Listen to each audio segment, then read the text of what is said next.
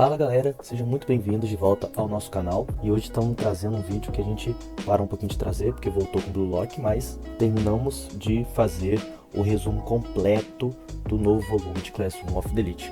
Então nós vamos falar mais especificamente do novo volume 3 do terceiro ano do ensino médio, que vai acompanhar nosso protagonista e a sua trajetória com um novo exame que aconteceu dentro desse capítulo, que agora está em uma nova turma e vai encarar esse exame que vai ser crucial, principalmente para desenvolvimentos pessoais. Não vai interferir muito nas notas, né, das classes, mas para alguns desenvolvimentos de personagem vai ser muito importante. Então, se você também está ansioso para entender tudo o que acontece nesse volume, fica comigo aqui até o final. Então galera, hoje o vídeo a gente vai dividir ele em duas partes, tá? Como o vídeo vai ficar muito longo, então a gente vai fazer a parte 1, né, que vai ir até metade mais ou menos do volume, e depois da metade pro final a gente vai fazer um segundo vídeo e vai postar para vocês na próxima semana, da parte 2 e do que se desenrolou dos acontecimentos dentro de Yokoso. Então vamos para o nosso review do volume. Bom, o volume começa com um monólogo de Nanase, que está em um hospital. Nos corredores frios de determinado hospital, Nanase Tsubasa relembra um dia em que tudo começou, ao lado da cama de Matsuo Eiichiro, preso em um estado vegetativo, após um colapso misterioso. Ela carrega consigo a dor, a culpa e o desejo de vingança. Eiichiro havia sido diagnosticado com um distúrbio prolongado de consciência. Embora respirasse sozinho e mantivesse os olhos abertos, não havia reação, nem consciência do mundo ao redor. Os médicos deram uma frágil esperança, talvez semanas, talvez meses, mas nada era certo. Dominada pela tristeza, Nanase se culpava por não ter percebido antes os sinais de seu querido amigo. E neste momento surge um homem dentro do quarto de seu amigo, conhecido como Tsukishiro. Ele a confronta com uma verdade cruel. Nesse mundo, bondade sozinha não basta para sobreviver. É ele quem dá a Nanase a chance de vingança, mostrando que para se aproximar do verdadeiro culpado, ela teria que entrar na Advanced Nurturing High School. Tsukishiro então apresenta uma foto de um adolescente, um estudante. O nome dele é Ayanokoji Kiyotaka. Segundo ele, Kiyotaka seria a peça-chave para chegar ao verdadeiro alvo, Ayanokoji Tsuyomi, pai de Kiyotaka e responsável pelo destino cruel de Eiichiro. Mas Tsukishiro a alerta: Kiyotaka é frio, perspicaz e instintivo. Aproximar-se dele sem cuidado significaria revelar suas reais intenções. Movida pelo desejo de vingança, Nanase aceita. Ela deveria criar uma identidade baseada em sua dor real, seu amor por Eiichiro e sua busca por justiça. No entanto, ela própria reconhece: se algum dia escolhesse ficar ao lado de Kiyotaka, as consequências seriam incertas. Agora, ao relembrar esse dia no hospital, Nanase confessa que seu desejo realmente mudou. Seu verdadeiro objetivo já não é apenas vingar seu querido amigo, mas sim proteger seu amigo e novo senpai, Ayanokoji, de se tornar como seu pai, Tsuyomi, impedindo que mais vítimas surjam. Assim, ela segue em busca da pequena chave escondida na floresta, a chave que pode mudar o destino de todos. E aí a gente vai para o capítulo 1, o dia chuvoso e o encontro inesperado. Era uma manhã de domingo, uma chuva fina, mas persistente, pinta o cenário de melancolia. Nosso protagonista, Ayanokoji, desce ao salgão do dormitório e de imediato percebe que não está sozinho. A entrada molhada pelo vai e vem dos alunos revela que mesmo sob o tempo ruim, a escola nunca para. Ao chegar ao elevador, Ayanokoji é cumprimentado por Yoshida, seu colega de classe. Logo, outro aluno se junta a eles, Shimazaki, que guarda um fone de ouvido enquanto se prepara para sair. Yoshida o provoca, questionando por que ele estaria estudando em um dia de folga. Shimazaki, por sua vez, defende sua dedicação, afirmando que a condição de ex-aluno da classe A exige essa disciplina. O verdadeiro motivo da reunião e o porquê de Ayanokoji ter convidado eles para dar uma volta é revelado. Shimazaki quer descobrir os segredos que envolviam Ayanokoji. E assim como Ayanokoji queria conhecer um pouco mais de seus colegas para saber como desenvolver e utilizar melhor os seus peões e as suas armas. Mas para isso, ele pede para se encontrarem em um lugar específico, a livraria do Keiyaki Mahal. Lá, Shimazaki revela o cerne de sua consulta. Ele quer que Ayanokoji compartilhe seus métodos de estudo e os livros de referência que usa. Ayanokoji, no entanto, não pode revelar a verdade sobre sua origem na Sala Branca.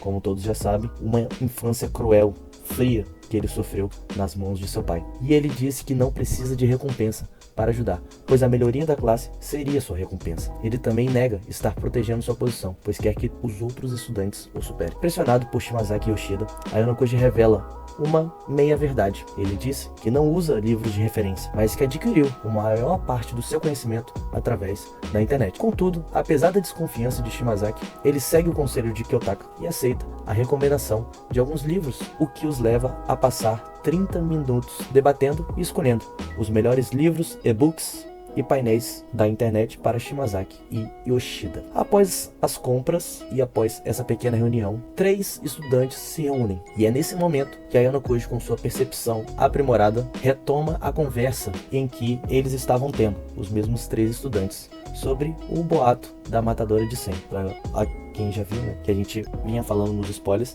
estamos falando sobre Shiraishi.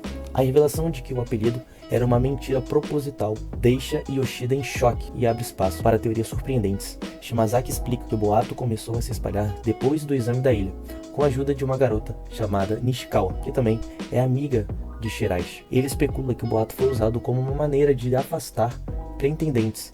Ele também leva a hipótese de que a própria Shiraishi não tem interesse em garotos e que, assim como Nishikawa, pode ser atraída pelo mesmo sexo. Nessa conversa, Ayano Koji reflete sobre sua própria evolução. Ele nota que está se tornando mais sensível à atmosfera e às emoções dos outros. Ele percebe que essa é uma habilidade que ele, vindo de um ambiente sem emoções, frio, congelado, está desenvolvendo e que é a chave para entender as complexas relações que existem dentro dessa escola. E depois de todas essas revelações, os 3 se separam e Ayano Koji percebe que Shimazaki tem certos sentimentos envolvendo Shiraishi. Ele ainda não sabe descrever essa sensação, mas sabe que é uma sensação acima de uma amizade. E Shimazaki agradece pela ajuda, paga um café para Ayano Koji e sugere que a consulta continue no futuro. Ele reconhece que ao ajudar com os livros e a teoria sobre Shiraishi, Ayano Koji lhe deu uma nova perspectiva. A cena se encerra com Shimazaki mais confiante, que acredita que ao ajudar Ayano Koji, ele poderá obter mais informações no futuro. É um final que indica que, apesar de toda a evasão, Ayano Koji estabeleceu uma nova e complexa relação com seus colegas. E a gente vai para o próximo capítulo, o enigma do novo exame especial. É uma quinta-feira, em meados de maio. A escola, que deveria estar focada nos preparativos para o vestibular, é subitamente lançada para mais um enigma. O professor Mashima, no final da aula, anuncia um novo exame especial, mas sem dar detalhes. A única pista é uma frase que diz: ajam de forma condizente com um estudante. A falta de regras e a brevidade do anúncio causam murmúrios de confusão dentro da classe. Ayano Koji apenas observa a turma debater as possíveis interpretações da frase. As opiniões se dividem entre: o teste começa a partir de amanhã, ou os resultados serão revelados em uma semana. A ambiguidade é um teste por si só, forçando os alunos a decifrar a intenção da escola e a tomar uma decisão. Ayano Koji, ao perceber a grande confusão que estava se esvaindo dentro da classe, intervém, sugerindo que o exame não é um teste comum, mas sim uma avaliação do comportamento do nosso dia a dia. E ele ainda explica que a escola quer saber se as classes são capazes de se comportar de forma exemplar, mesmo sem o manual de regras. Ele aponta para o fato de que a palavra especial foi omitida no anúncio, dando a entender que esse é apenas um exame, o que reforça a ideia de que o teste é informal, mas crucial. E ele também diz que será parecido com um teste em que eles tiveram no início da sua carreira no ensino médio, onde a classe D, como todos lembram no anime, foi para a última classe com cerca de 247 pontos, ficando completamente isolada das outras classes. Após o anúncio, Shiraishi, a vizinha de carteira de Ayano Koji, fez um convite inesperado, chamando ele para almoçar juntos na cafeteria. Yoshida, que estava por perto, se junta à conversa de forma transparente, fingindo que ele quem fez o convite. O grupo cresce e inclui também sua amiga, Nishikawa. E a pedido de Ayano Koji, e surpreendendo todos, ele também pede para que o sombrio Kito o deixe para também ir almoçar em conjunto com esse pessoal. E aí os outros alunos concordam com Ayano Koji e então ele chama Kito para poder ir almoçar em conjunto com esse grupo de estudantes. Durante o almoço, Yoshida com orgulho revela o novo OAA. Para quem não sabe, é o conjunto de avaliação de habilidades acadêmicas, que é o aplicativo que todos os estudantes dessa escola possuem, de Ayano Koji. Os números são devastadores e impressionantes. Desde quando Ayano Koji revelou sua verdadeira identidade, ele começa a não se segurar e revelar todas as suas habilidades. Um salto drástico de um aluno mediano para um dos melhores da série, se não, e com certeza, o melhor. Sua nota geral agora é B+, e sua capacidade acadêmica alcançou um A+. As reações variam, Yoshida e Shiraishi se impressionam e se alegram, enquanto Nishikawa mostra inveja e ceticismo. Contudo, é Kito quem faz a primeira pergunta em meio ao silêncio, mais direta e incisiva. O que me interessa é porque alguém com tanto talento o escondeu por 2 anos. E mais importante, por que decidiu revelá-lo agora? A pergunta de Kito coloca Ayano Koji contra a parede, forçando-o a confrontar seu passado e a nova realidade de sua posição. E ele tenta desviar dessa pergunta, falando que ele só começou a revelar suas habilidades, pois viu que Sakayanagi saiu da classe e que ele precisava de um novo líder. Então ele assumiu esse posto e começou a levar sua vida de estudante totalmente a sério. E aí a gente vai para o próximo capítulo, o silêncio assustador de Shabashira. A sala da turma A é invadida por uma tensão estranha. Shabashira Sensei anuncia o próximo exame especial, em poucos segundos, sem detalhes, sem regras, assim como Mashima anunciou na turma C, e com uma frase enigmática: ajam de forma condizente com o estudante, frase parecida dita por Mashima em sua classe. Em seguida, ela se recusa a responder qualquer pergunta, deixando a classe em um estado de pânico e frustração. Horikita, a líder da turma, tenta acalmar os ânimos, mas a irritação dos alunos como Ikki e Shinohara é palpável. Eles questionam como podem vencer um exame sem regras, e a própria Horikita sente o peso de ser a nova líder, a vítima da saída de Ayano Koji, que a deixou sozinha para lidar com todos os problemas da classe. Determinada a mostrar que a turma ainda pode se unir e lutar como uma só, Horikita sai da sala para confrontar a única pessoa que se recusa a cooperar, Koenji. Ela implora para que ele participe, mesmo que seja apenas para ouvir, mas Koenji ri de suas tentativas e ataca sua liderança, dizendo que não irá participar da reunião. Com suas palavras afiadas, Koenji afirma que a turma só venceu até agora porque era liderada nos bastidores por Ayano Koji. Ele questiona a unidade da classe e a capacidade de Horikita de liderá-los para a vitória. A pressão que Koenji escala, culminando em um aviso frio e cruel: está planejando fazer de mim um inimigo também? Horikita. A ameaça é tão real que Horikita recua, percebendo o perigo de transformar um rival neutro em um inimigo definitivo. Deixando a discussão da turma para trás, Horikita segue para a sala do conselho estudantil, onde espera sua nova secretária, Nanase Tsubasa. Nanase apresenta o primeiro caso a ser julgado sob a nova gestão de Horikita, uma briga brutal entre 2 estudantes do primeiro ano, entre eles Kusanagi, da classe 1A, e Maki, da classe 1D. O relatório detalha ferimentos graves e a falta de filmagens para comprovar quem começou a briga. Quando os 2 garotos chegam, sua atitude arrogante e a troca imediata de acusações demonstram que a mediação será um desafio.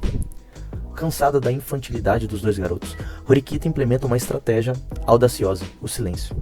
Ela e Nanase simplesmente observam, deixando que o caos da briga se esgote. A tática de submissão e o desprezo implícito de Horikita forçam os 2 alunos a perceberem que estão se fazendo de tolos. A tensão aumenta e os garotos finalmente se calam, percebendo a autoridade de Horikita e Nanase.